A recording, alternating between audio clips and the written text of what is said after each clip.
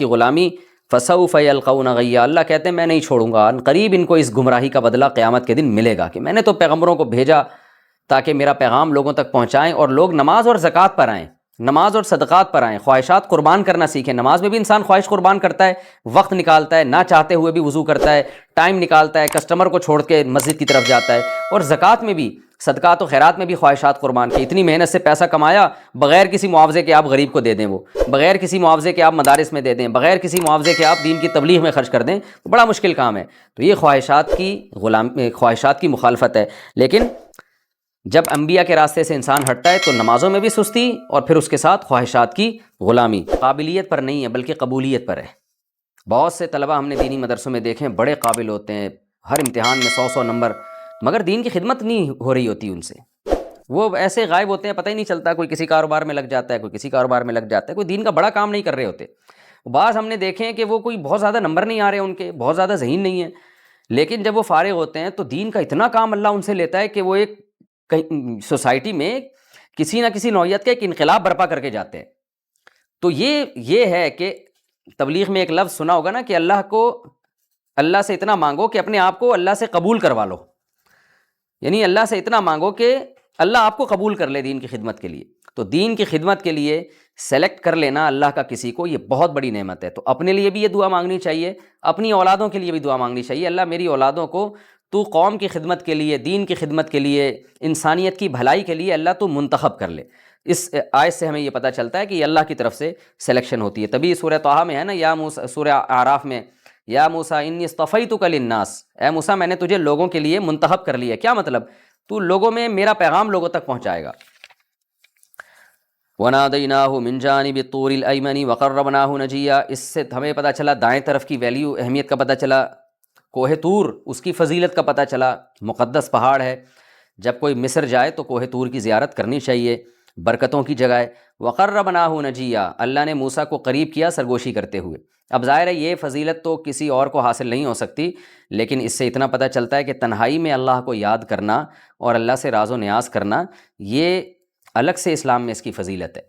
تو اب ہمیں ایسا تو نہیں ہوگا کہ اللہ کوہ طور پہ بلا کے ہم سے کلام کرے گا، وہ تو فضیلت حضرت موسیٰ کے حصے میں آنی تھی، آ گئی، لیکن ہمیں فضیلت مل سکتی ہے کہ ہم رات کی تنہائی میں جب دنیا سو رہی ہوتی ہے ہم اٹھیں اور اللہ سے راز و نیاز کی باتیں کریں۔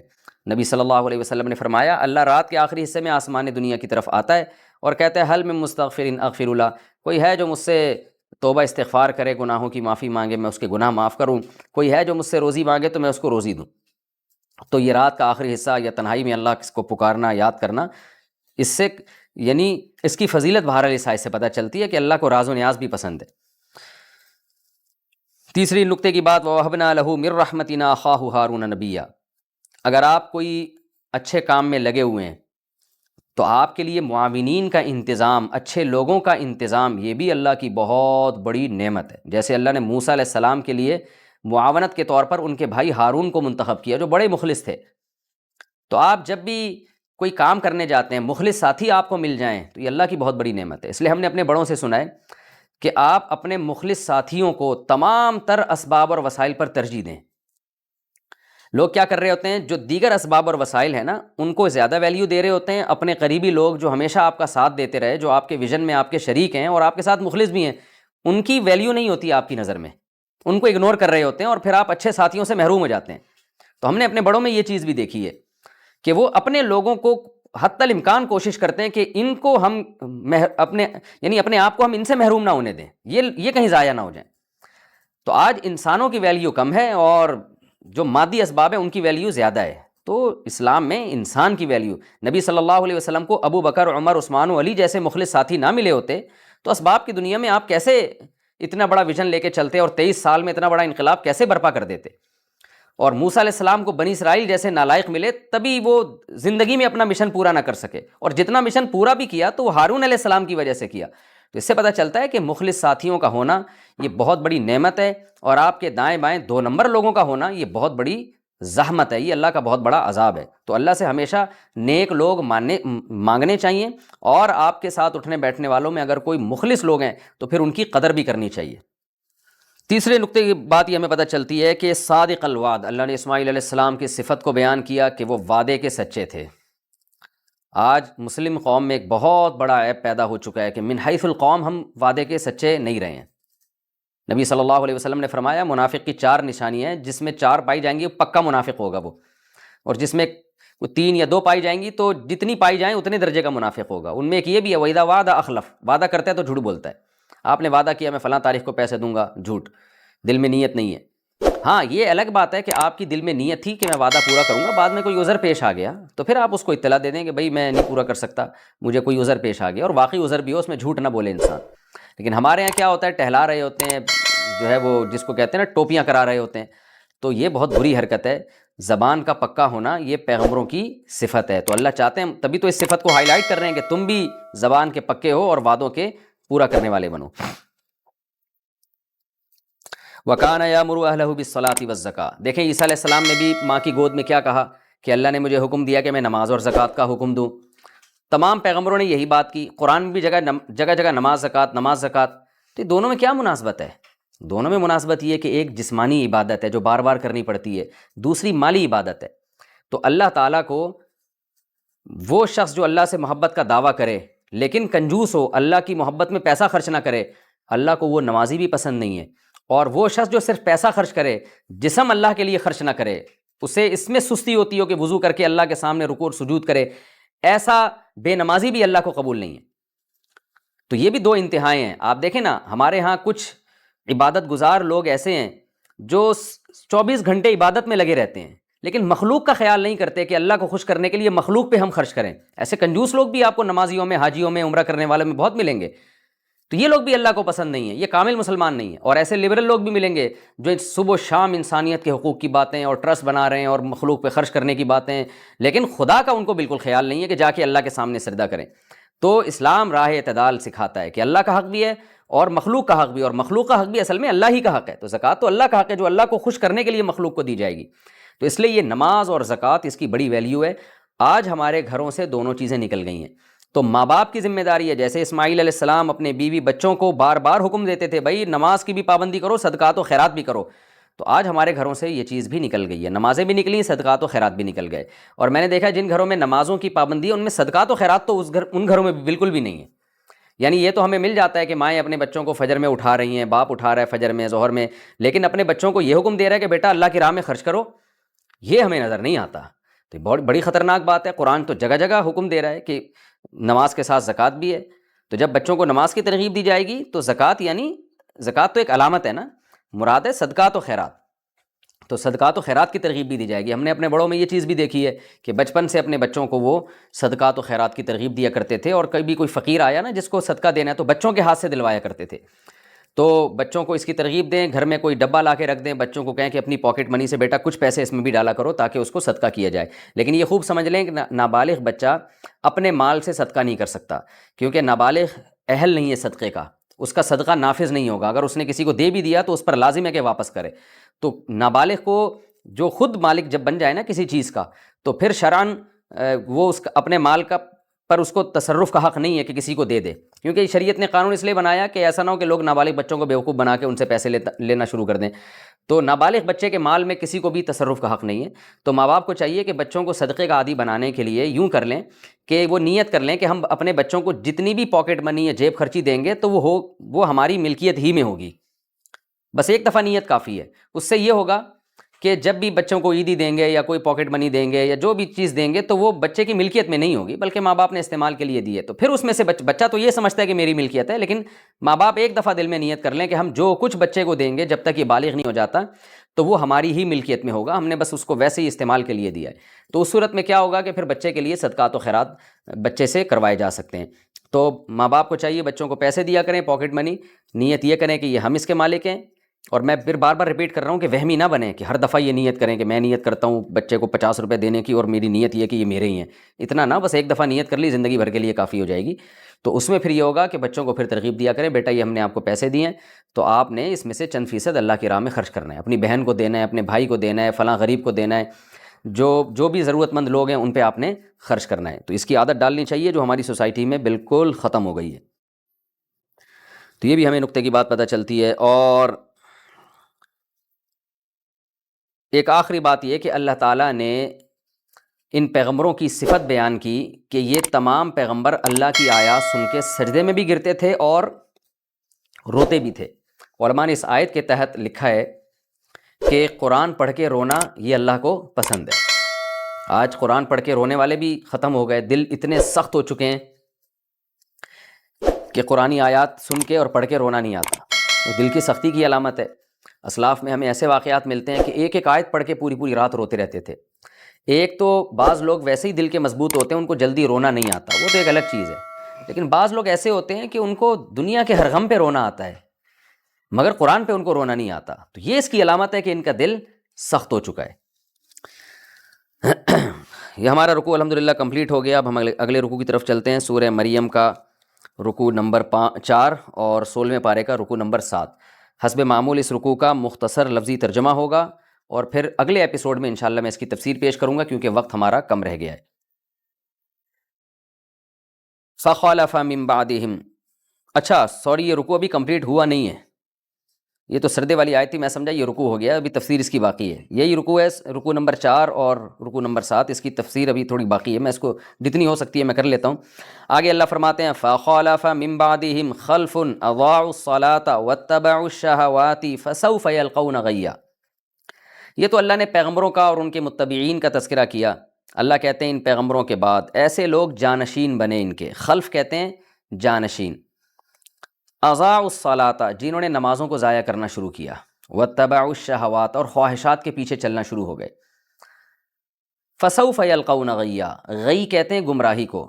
قرآن میں آتا ہے نا ما ضل صاحبکم وما غوا، کہ نبی صلی اللہ علیہ وسلم نہ تو معاذ اللہ گمراہ ہوئے، اور غوا کا مطلب نہ راستے سے ہٹے، اور نہ ضلہ کا معنی گمراہ ہوئے، تو غوا سے ہی غیا نکلا ہے۔ تو یہاں مراد کیا ہے کہ یہ لوگ گمراہی کو ملیں گے، یعنی گمراہی کا بدلہ۔ یہ اس کو کہتے ہیں مجاز بحرف مضاف۔ جیسے ہم کہتے ہیں نا گاڑی کا ٹائر پنچر ہو گیا ہے، تو اس کو ہم شارٹ میں کہتے ہیں گاڑی پنچر ہو گئی ہے، تو مطلب گاڑی کا ٹائر۔ تو یہاں بھی ہے گمراہی کا بدلہ، یعنی گمراہی کے بدلے سے ملیں گے یہ۔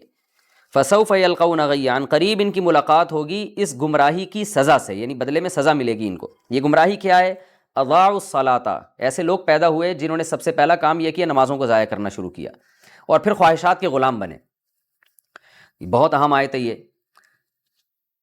نبی صلی اللہ علیہ وسلم نے فرمایا واللہ ما الفقر اخشى علیکم ولکن اخشى علیکم ان تبسط علیکم الدنیا فتہلککم کما اہلک الذین من قبلکم۔ نبی صلی اللہ علیہ وسلم نے فرمایا مجھے اپنی امت پہ فقر و فاقہ کا خوف نہیں ہے، مجھے خوف یہ ہے کہ میری امت پہ دنیا ایسے وسیع کر دی جائے گی جیسے پچھلی امتوں پہ کی گئی۔ خوب اللہ ان کو رزق کی فراوانی دے گا، اور رزق کی فراوانی ان کو ایسے تباہ کرے گی جیسی پچھلی امتوں کو تباہ کی۔ کیوں؟ جب رزق آئے گا اور دولت کی ریل پہ لوگی تو یہ خواہشات میں پڑ جائیں گے، زنا میں، شراب میں، اور موسیقی میں، اور عورتوں کے پیچھے، حرام لذتوں کے پیچھے، اور جو کچھ دنیا میں انٹرٹینمنٹ، اس کے علاوہ کوئی کام ہی نہیں۔ اس کو کہتے ہیں شہوات اور خواہشات کے غلام بن جانا۔ تو آج دنیا اسی انٹرٹینمنٹ پہ چل رہی ہے کہ بس ہم نے اپنے آپ کو انٹرٹین کرنا ہے، ہم نے بس لذت حاصل کرنی ہے، بس ہر وقت خوشی کی تلاش میں لگے رہنا، اور پھر اس کے نتیجے میں خوشیاں نہیں ملتی۔ تو اور یہ خواہشات کی غلامی شروع کہاں سے ہوئی؟ اضاعوا الصلاۃ۔ قرآن کہتا ہے سب سے پہلا کسی بھی قوم میں جو جرم آیا ہے نا، جو ایمان والوں میں جرم آیا ہے، وہ ہے نمازوں کا ضائع کرنا، نمازوں میں سستی۔ تو یہ جرم لوگوں میں آنا شروع ہوا، اور اس کے نتیجے میں پھر خواہشات کی غلامی۔ فسوف یلقون غیا، اللہ کہتے ہیں میں نہیں چھوڑوں گا، ان قریب ان کو اس گمراہی کا بدلہ قیامت کے دن ملے گا، کہ میں نے تو پیغمبروں کو بھیجا تاکہ میرا پیغام لوگوں تک پہنچائیں، اور لوگ نماز اور زکوٰۃ پر آئیں، نماز اور صدقات پر آئیں، خواہشات قربان کرنا سیکھیں۔ نماز میں بھی انسان خواہش قربان کرتا ہے، وقت نکالتا ہے، نہ چاہتے ہوئے بھی وضو کرتا ہے، ٹائم نکالتا ہے، کسٹمر کو چھوڑ کے مسجد کی طرف جاتا ہے، اور زکوٰۃ میں بھی، صدقات و خیرات میں بھی خواہشات قربان کی۔ اتنی محنت سے پیسہ کمایا، بغیر کسی معاوضے کے آپ غریب کو دے دیں، وہ بغیر کسی معاوضے کے آپ مدارس میں دے دیں، بغیر کسی معاوضے کے آپ دین کی تبلیغ میں خرچ کر دیں، تو بڑا مشکل کام ہے۔ تو یہ خواہشات کی مخالفت ہے۔ لیکن جب انبیاء کے راستے سے انسان ہٹتا ہے تو نمازوں میں بھی سستی، اور پھر اس کے ساتھ خواہشات کی غلامی، اس کا بدلہ ملے گا۔ الا من تاب، ہاں اللہ کہتے ہیں جو موت سے پہلے توبہ کر لے، وآمن، اور اگر غلامی اتنی تھی کہ ایمان سے ہی نکل گیا تو ایمان بھی لے کر آئے، وعمل صالحا، اور آئندہ پھر نیک اعمال شروع کر دے، فاولئک یدخلون الجنہ، تو یہ لوگ جنت میں داخل ہوں گے، ولا یظلمون شیئا، اور ان پر ذرہ برابر بھی ظلم نہیں کیا جائے گا، یعنی جو جو نیکی انہوں نے کی ہوگی وہ تمام نیکیوں کا اجر ان کو ملے گا۔ اتنی بڑی اللہ کی رحمت ہے کہ اللہ نے اہل ایمان کو خوشخبری سنا دی کہ اگر تم نمازیں ضائع کر کے خواہشات کے پیچھے لگ گئے ہو، انبیاء کی دعوت سے پیچھے ہٹ گئے ہو، تو توبہ کا آپشن تمہارے پاس ہے، واپس آ جاؤ گے تو اللہ تمہیں بھی نیک لوگوں میں شامل کر لے گا۔ اور یہ کون سی جنت ہوگی جس میں داخل ہوں گے؟ جنات عدن التی وعد الرحمن عبادہ بالغیب، یہ وہ ہمیشگی کے باغات ہیں جن کا رحمان نے اپنے بندوں سے غیب میں وعدہ کیا ہے، چھپا کے رکھا ہے اس جنت کو۔ انہ کان وعدہ مأتیا، لیکن اللہ کا وعدہ پورا ہو کے رہے گا۔ ایسا نہیں ہو سکتا کہ ایک چیز اللہ نے چھپا دی ہو تو اب اللہ ہمیشہ چھپا کے ہی رکھے اس کو، بلکہ چھپائی اس لیے کہ جو ایمان لائیں گے ان کو ملے، جو نہیں ایمان لائیں ان کو نہ ملے۔ لا يسمعون فيها لغوا الا سلاما، کوئی لغو بات نہیں سنیں گے سوائے سلامتی کے، سلام فرشتوں کی طرف سے سلام اور آپس میں سلام۔ ولہم رزقہم فیہا بکرۃ وعشیا، صبح شام ان کو رزق ملے گا۔ تلک الجنۃ التی نورث من عبادنا، یہ وہ جنت ہے جس کا ہم وارث اپنے بندوں کو بنائیں گے۔ من کان تقیا، ان بندوں کو جو پرہیزگار تھے، برائیوں سے بچتے تھے۔ وما نتنزل الا بامر ربک، اس آیت کا شان نزول ہے، رسول اللہ صلی اللہ علیہ وسلم پر وحی منقطع ہو گئی کچھ عرصے کے لیے۔ آپ صلی اللہ علیہ وسلم چاہتے تھے جبریل مجھ سے بار بار ملیں، تو آپ نے جبریل سے، جب جبریل علیہ السلام آئے وحی لے کر، تو آپ نے جبریل سے شکایت کی کہ آپ بار بار کیوں نہیں آتے، آپ وقفہ کیوں کرتے ہیں؟ تو پھر جبریل پر اللہ نے وحی نازل کی۔ جبریل نے کیا فرمایا؟ وما نتنزل الا بامرک، کہ ہم نازل نہیں ہوتے مگر آپ کے رب کے حکم سے، یعنی میں اپنی مرضی سے اے محمد صلی اللہ علیہ وسلم آپ کے پاس نہیں آ سکتا، آپ کی چاہت کی بیس پہ۔ ہم فرشتے اللہ کے حکم کے تابع ہیں، ہم اللہ کے حکم پہ نازل ہوتے ہیں۔ لہو ما بین ایدینا، کیونکہ اللہ ہر چیز کا مالک ہے، جو ہمارے سامنے ہے یعنی ہمارے پاس میں گزر چکا، یا جو ہمارے پیچھے ہے یعنی مکان کے اعتبار سے جو چیز ہماری پشت کی طرف ہے، اللہ اس کا بھی مالک ہے۔ وما خلفنا، جو ہمارے بعد ہے یعنی فیوچر میں آنے والی چیزیں، یا ہمارے ما بین ایدینا کا مطلب ہمارے سامنے جو چیزیں ہیں، اور خلفنا کا مطلب جو ہمارے پیچھے چیزیں ہیں، اور وما بین ذالک، اور جو اس کے بیچ میں، یعنی ماضی فیوچر کے بیچ میں حال ہوتا ہے، تو اللہ حال کا بھی مالک ہے، ماضی کا بھی مالک ہے، فیوچر کا بھی مالک ہے، اور زمین کے لحاظ سے جو ہمارے سامنے ہے اس کا بھی مالک، جو ہمارے پیچھے ہے اس کا بھی مالک، اور جس جگہ پہ میں موجود ہوں اس کا بھی مالک۔ یعنی یہ مبالغتاً یہ بتانا مقصد ہے کہ ہر چیز کا اللہ مالک ہے، تو ہم بھی اسی کے مملوک ہیں، غلام ہیں، ہم اپنی مرضی سے نہیں آ سکتے۔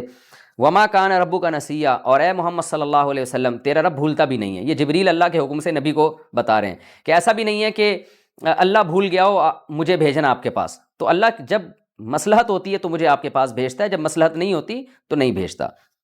رب السماوات والارض، آسمانوں کا رب ہے اور زمین کا رب، وما بینہما، اور جو کچھ آسمانوں اور زمین کے درمیان ہے، فاعبدہ، بس اس کی عبادت کرو، واصطبر لعبادتہ، اور اس کی عبادت پر صبر سے قائم رہو، یعنی صرف ایک دفعہ عبادت مت کرو بلکہ کنٹینیو اس کی عبادت صبر کے ساتھ کرتے رہو۔ استبر کا معنی اس پہ قائم رہو۔ هل تعلم له سمیا، کیا تو نے اس جیسا کوئی پایا ہے؟ کیا مطلب؟ اگر اس کی عبادت نہیں کرو گے تو پھر کس کی عبادت کرو گے؟ تو کوئی ہے جو اس جیسا ہو؟ سمیہ کا مطلب اس نام کا کوئی، لیکن یہاں مراد ہے ان صفات کا کوئی۔ تو کیا اللہ کی صفات کا کوئی اور معبود ہے؟ اس کی مثال ایسے ہے جیسے ہم کہتے ہیں نا کہ بھئی فلاں کی اطاعت کرو، فلاں کی نہیں کرو گے تو کیا وہ فلاں بھنگی چمار کی اطاعت کرو گے؟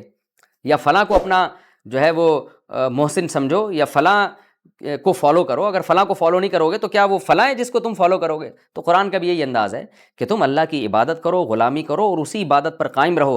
اے مخاطب، کیا تو نے اس کی صفات والا کوئی اور پایا؟ یعنی اگر کوئی اور پایا تو ہم تجھے اجازت دے دیتے کہ چل جا ٹھیک ہے پھر اسی کی عبادت کر لے۔ ظاہر ہے اللہ کی صفات کسی میں بھی نہیں ہے، لہذا عبادت صرف اور صرف کس کی ہوگی؟ اللہ کی ہوگی۔ یہ سورہ مریم